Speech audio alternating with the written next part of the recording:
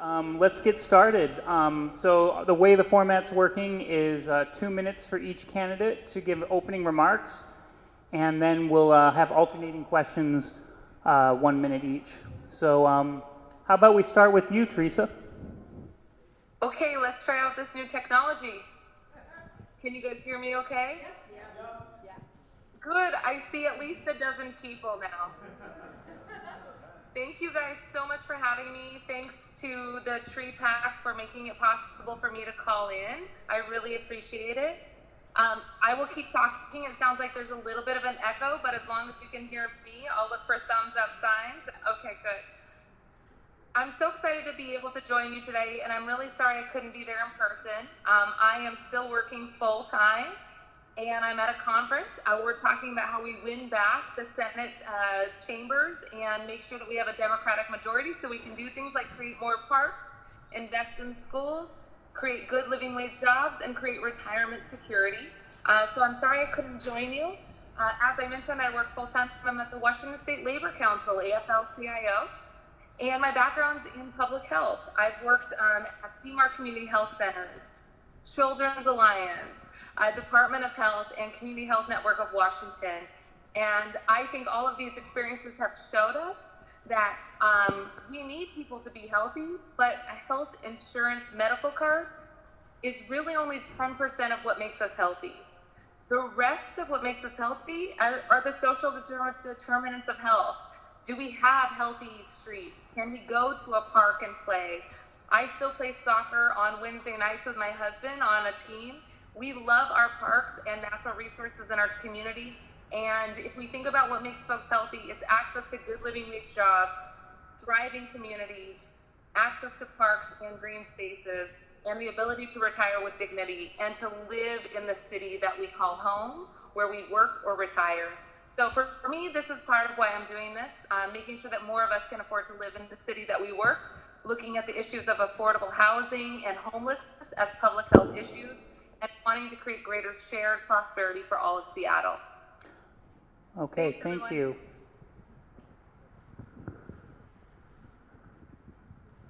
Hi, everybody.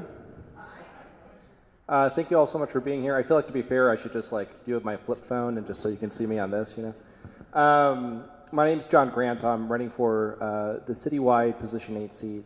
My background is that I'm the former executive director of the tenants union, and I also used to work at Solid Ground.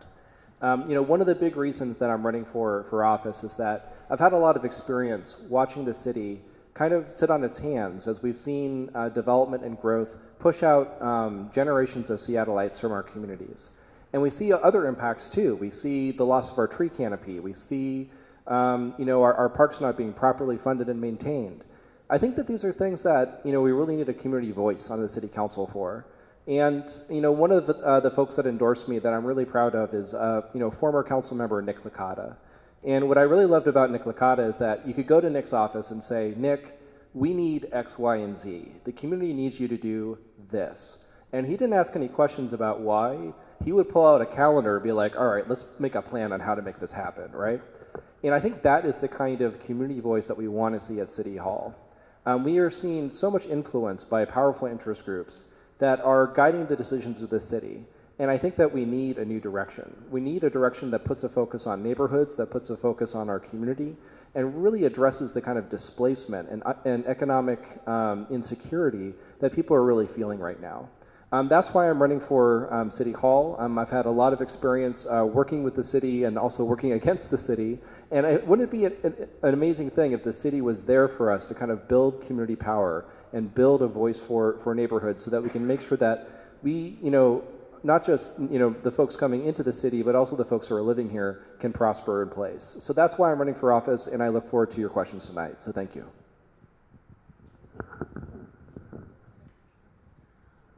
So I guess as a first question, for you, John, you mentioned a little bit about your background, but could both the candidates talk a little bit about their employment and political background that led up to this election, and what was the most defining moment for you individually that that led you to want to run for office. And start with Teresa. Yeah. Can you guys still hear me? Yes. Okay, great. So I currently work with the Washington State Labor Council, AFL-CIO, trying to encourage folks to run for office. I've been at the Labor Council for about 7 years. And about 3 years ago, I decided I had enough of knocking on doors and having folks say, that's a good idea, let me think about it. Sure, thanks for coming by, I'll get back to you. On things that should be common sense, public health issues, economic justice issues.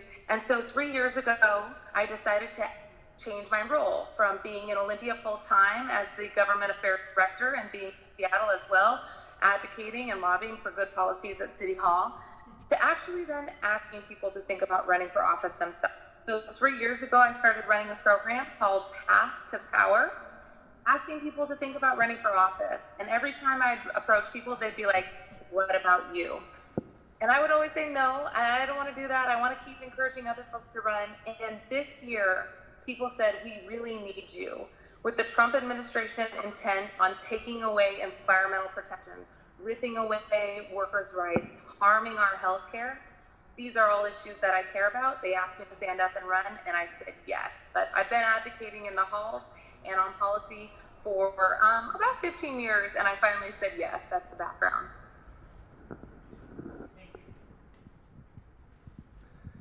Yeah, so my background is that for the last 10 years, I've been an advocate and a community organizer for affordable housing.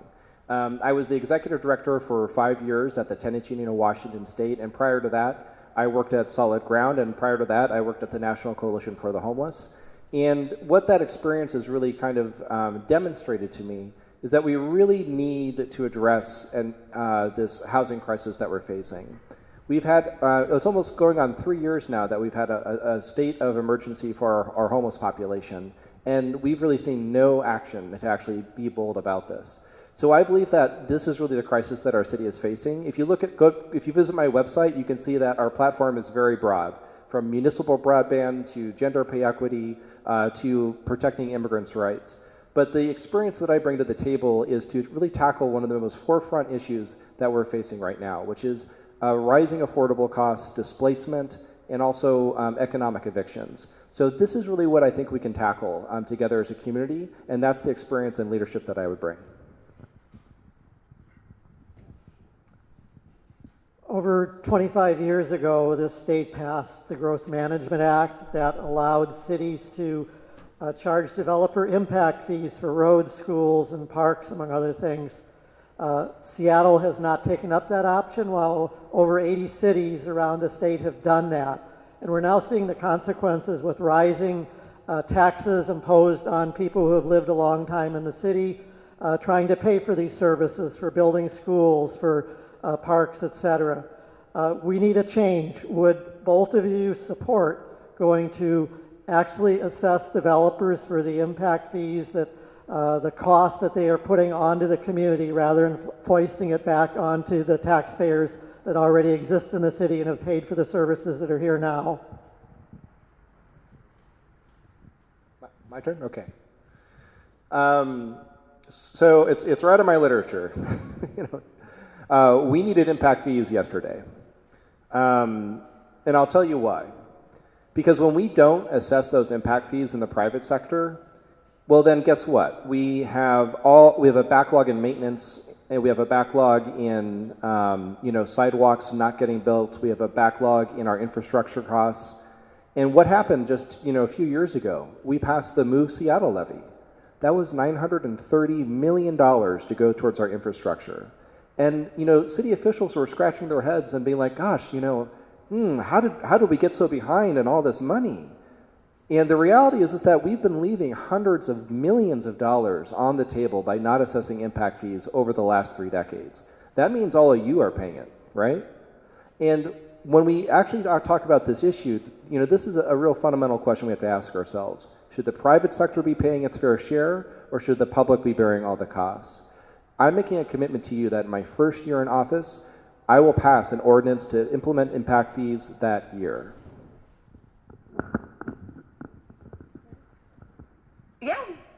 Yes, absolutely. I don't know if you can see my thumbs up, but yes, I am thumbs up on making sure that we have impact fees to support our infrastructure. And my background in public health is why I support this. I worked for about 3 years at the Department of Health while getting my master's degree in public administration with a focus on public health.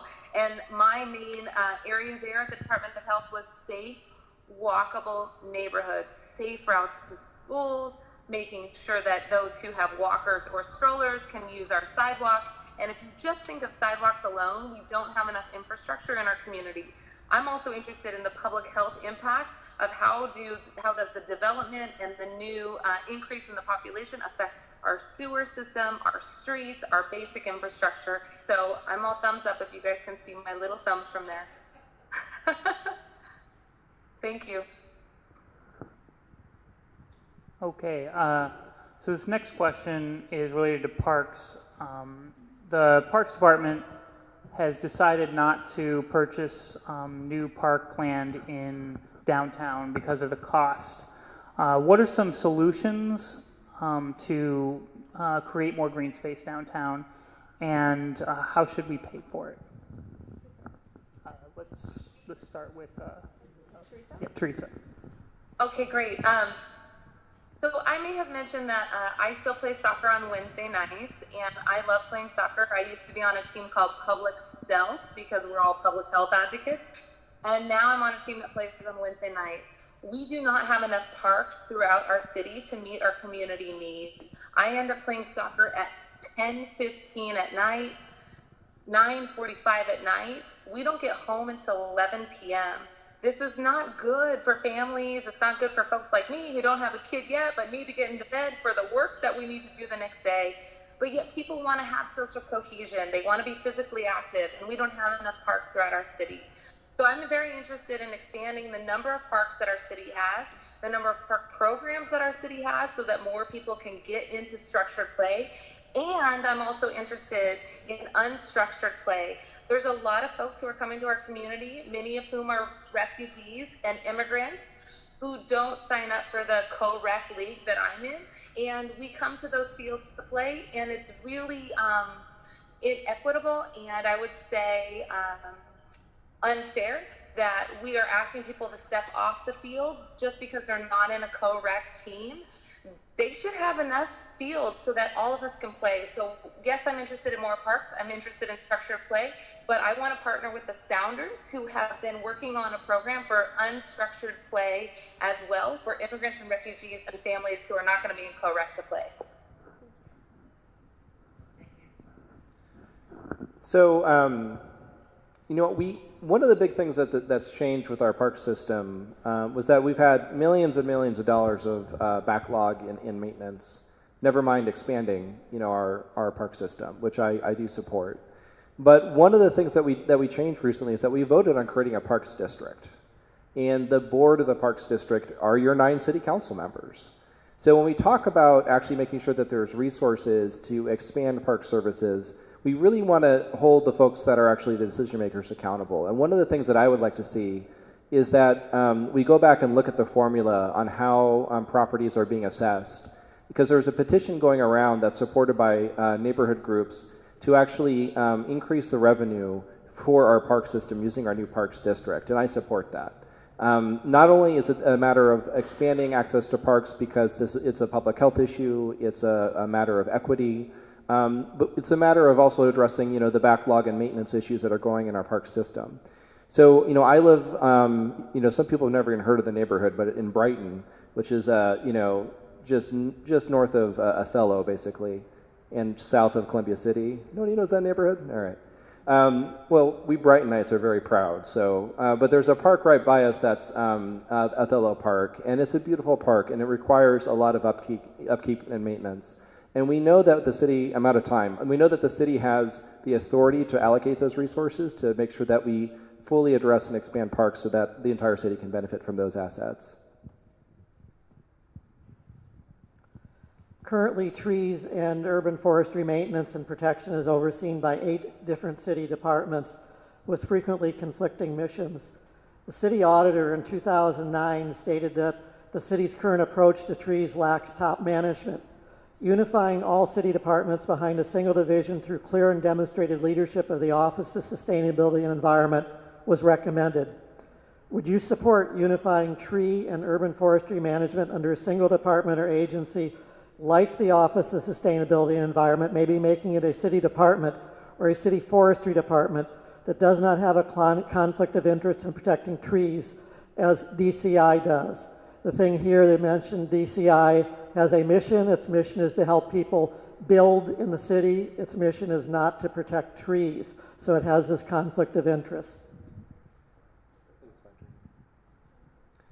Yeah, so I fully support creating an integrated office of the environment, right? We don't really have that. We have a Department of Neighborhoods that has a certain jurisdiction. We have a Department of Planning that is a certain jurisdiction. And then there's the Department of Transportation. And we know that these departments are not always working in concert with each other, right? I mean, look at how our planning department concentrates density in areas where there's not currently sufficient public transportation, right? So we know that we have that same problem when it comes to the environment, because all of those different departments have a different slice of how they regulate our environment. So I think if we actually were to create that unified office, I mean, just go with this. Don't you think that the logo should be like the Captain Planet logo? Do you get it? All the different departments uniting into one? All right, anyways. But yeah, no, I fully support that. I think it makes a lot of sense. And we know that with city bureaucracies, and I've seen this in my time as a community organizer, they don't speak to each other. And so it shouldn't be the role of the community to bring their input to create that unified vision of what our environment should look like. It should be also the function of the city to make sure that those promises are being kept as well. I'm going to go with hand signals again. If you guys can see me, thumbs up, on and off it. Thank you for the audience participation. Yes, absolutely. I think it's critical, especially as we think about how many cranes are in our city, which I'm sure we'll talk about. We need to be thinking about how we incentivize the creation of new trees and canopy, as well as protect our existing canopy and our parks and green spaces. So thumbs up. There's just so much activity in our city right now. We got to think about how we connect city departments, but also proactively ask people to think about trees, green spaces, and our environment up front. Thank you. So this next question is specific to Eastlake, but it also affects the whole city, and that is the role the city has in essentially receiving compensation from corporations that are using city services but not necessarily paying into them. The example is in Eastlake we have a lot of Amazon workers on the city bus, and there hasn't been room for a lot of Eastlake residents, and there was no plan for incorporating the known high ridership, and so a lot of Eastlake residents have not been able to have access to bus because of that. What is the role of the city council when it comes to pressuring large companies like Amazon to pay into the city services that they benefit from?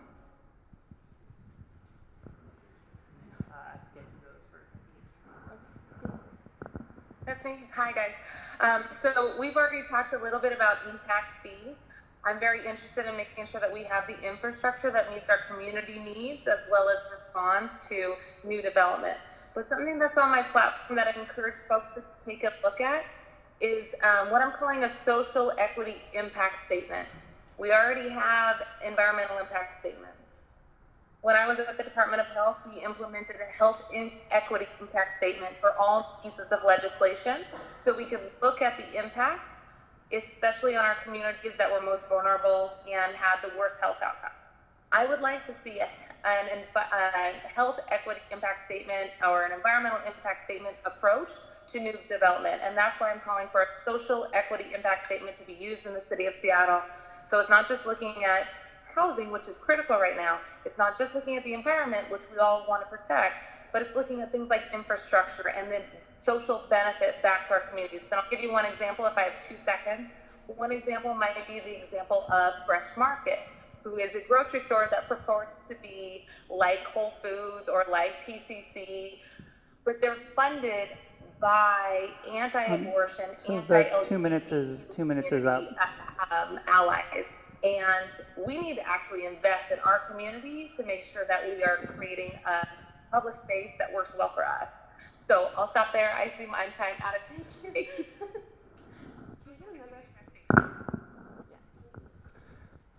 All right. Wow, you guys love democracy. It's like 9:30, so shout out to all of you for staying around.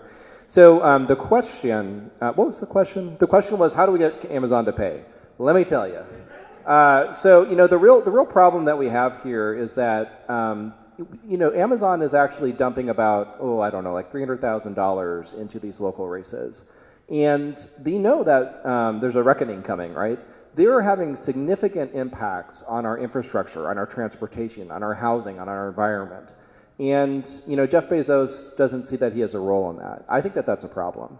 What I would like to call for is to bring back our employee hours tax. This is actually something that was repealed by now Mayor Tim Burgess back in 2009. This is a tax that can be targeted towards large companies that would address for their impacts on our infrastructure, and it could go. That revenue originally was going to pay for our transportation costs. So I think if we bring back the employee hours tax, that revenue could go to expand bus lines in Eastlake to address the impact that Amazon employees are on taxing our transportation structure. Because the question that was being asked was, how are we going to get the money? Because that's really what it comes down to, right? And I would be very interested and very adamant about being on the council and taking a leadership position on this, so that we can get new revenues to better address the stresses on our transportation system. Okay, in the city, we have what would be called a race and social justice problem. The Urban Canopy assessment in 2016 showed that there's an inverse relationship between tree canopy and both people of color and people within 200% of the poverty level. And basically that means in South Seattle in particular, there are a lot less trees, and there's also a much higher incidence of asthma. Other problems are associated with not having that green infrastructure working to help people's health and actually sanity and living in a busy city. Would like you specifically to not just say, yes, you support dealing with that, but give your thoughts on how we can go about doing that. Because it's easy to say, yes, we need to address that issue, but what are your thoughts on how we can actually accomplish getting more tree canopy in the south end and helping people? Is it mine? Do you want to go?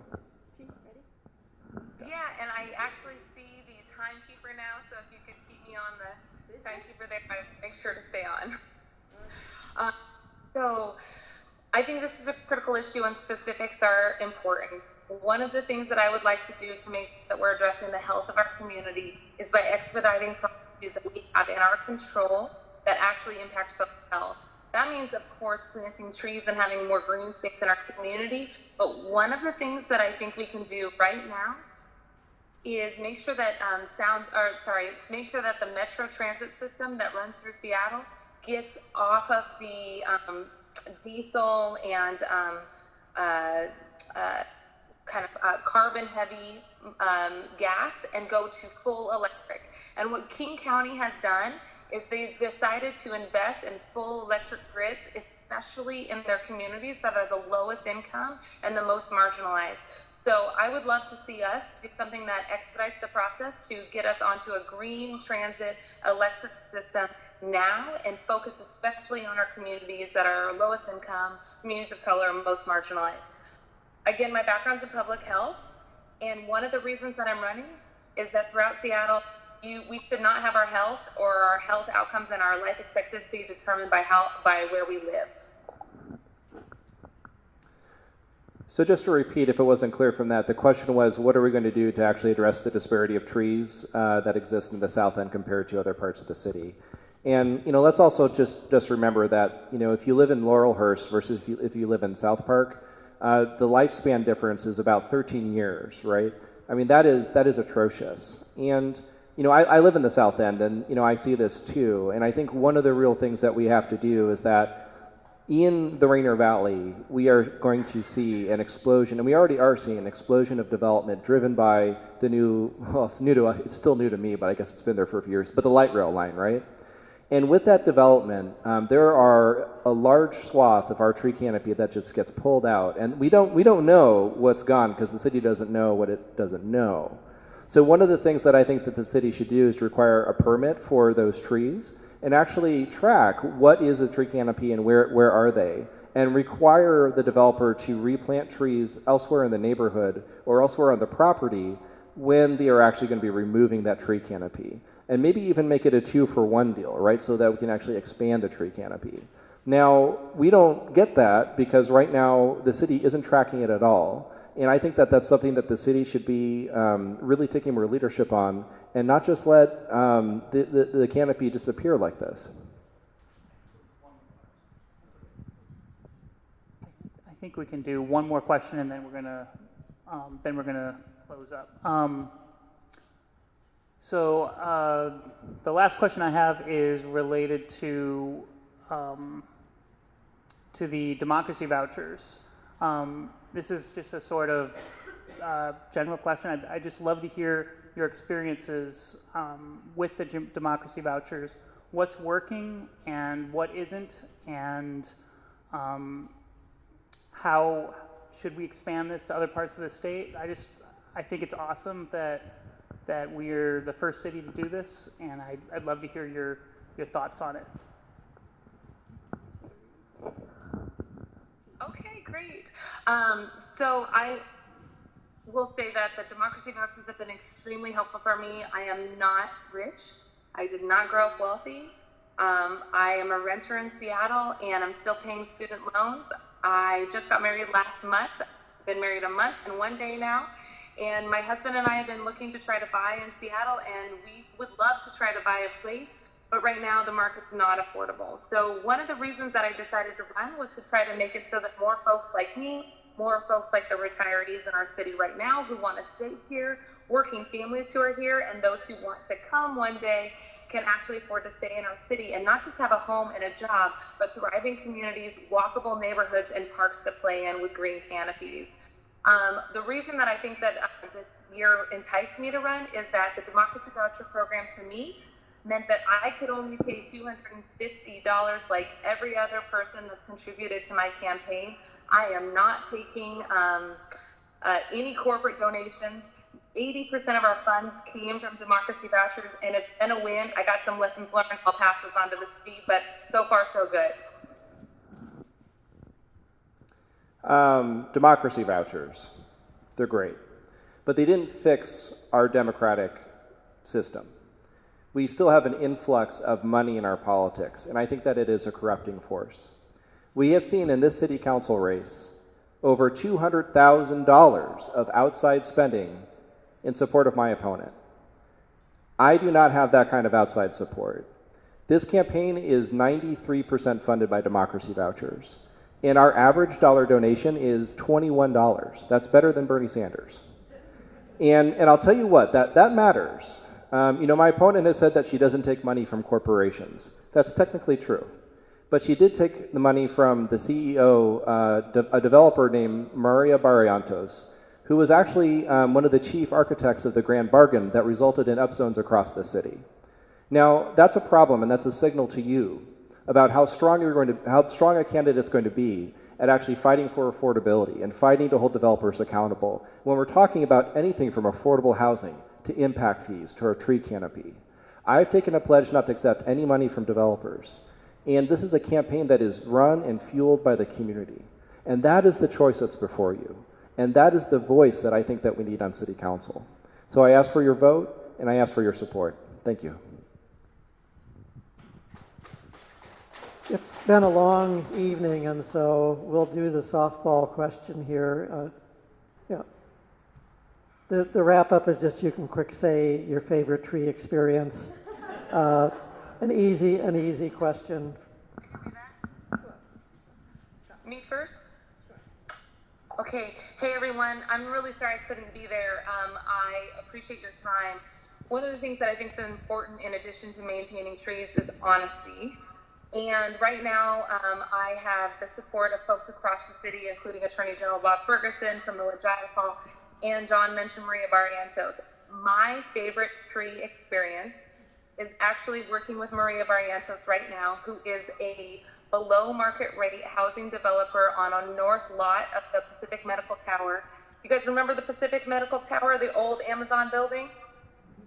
Right now it's an empty lot on the north end, and there are efforts underway to create affordable housing above a child care facility and above a health facility and long-term care facility. 2 trees have to be torn down. And there was a young lady who came by to say, what about those trees? And Maria said, we are planting 20 trees in their place, because this is how we create affordable housing, thriving communities, and resources that we need, and protect and increase the number of trees in our community. So I'm proud to have the support that I have. I am not a corporate sellout. This is about community-driven campaign. Thank you guys so much for your time, and my background in public health will be on the same team. My favorite tree is my plum tree. I have actually 2 plum trees, and everybody in my neighborhood stops by and picks them, and it's awesome. And I just leave a ladder out by the tree, and folks come over and we chat and we talk, and it's a way to build community.